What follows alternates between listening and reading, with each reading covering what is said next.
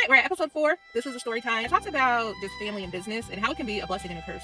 And I will say from opening up, when I tell you I have story for days, moving forward, I probably wouldn't use family to open up, but there's a blessing to it and a lesson to it always.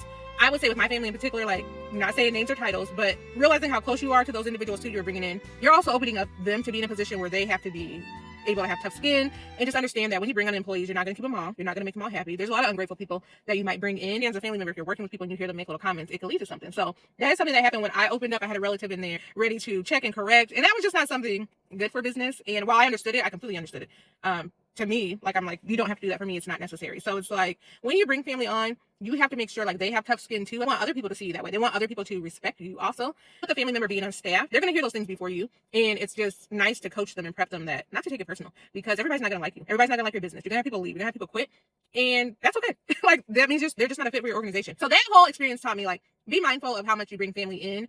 Because they do love you. And it's coming from a good place. I'm not saying from any means that it was like my family was in there trying to tip tables and stuff, but they want to see you have success. So it can be a very touchy point when now there's all these new people and they might not like how you're doing things because you're learning. And for me, I definitely was learning.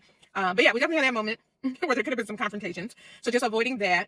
And then also the other side of it is just like your family also needs to do everything that you're asking your staff to do. So I required my family to still get the same trainings. I required them to still come when we were having all staff meetings. Like, none of that changed. And that's just something to keep in mind. And I mentioned in the episode, like, you got to, love them outside of business and lead them when they're at work. And that can be the tough part. Like, yeah, they can pop off and do all these things, but then you have to have a conversation with yourself on, okay, when do I need to step in? When does a disciplinary process come into place? Because for me, it don't matter who you are. It goes across the board for everyone. That's something to just keep in mind. And I definitely grew up in a family where it's like, you don't disrespect XYZ. Like, you talk to this person with respect. And I know for me, I'm too much of a professional where I don't want to be in that position where I have to disrespect a family member, but I also want to be in a position that, like, you don't respect my business and you're going to handle yourself accordingly. That is the key thing with family, is like, you have to inform them on how you want them to be positioned within your business. You have to inform them on how their behavior impacts the opening of your business. If you have family in there and they're fighting, popping off with other staff and clients, like, that's not good for you. That's not good for your opening. That is something as a business owner you have to make a choice about. I would say try it, try these or not.